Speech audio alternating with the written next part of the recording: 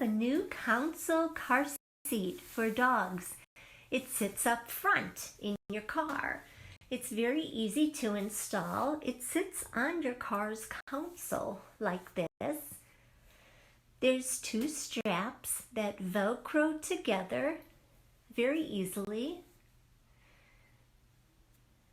Velcro the first strap and then the second strap. Close your console. Grab your dog. Ready to go for a ride? Put your pup into the car seat and you'll see a strap on the back with a hook that easily attaches to your dog's harness or collar. And we are ready. You ready to go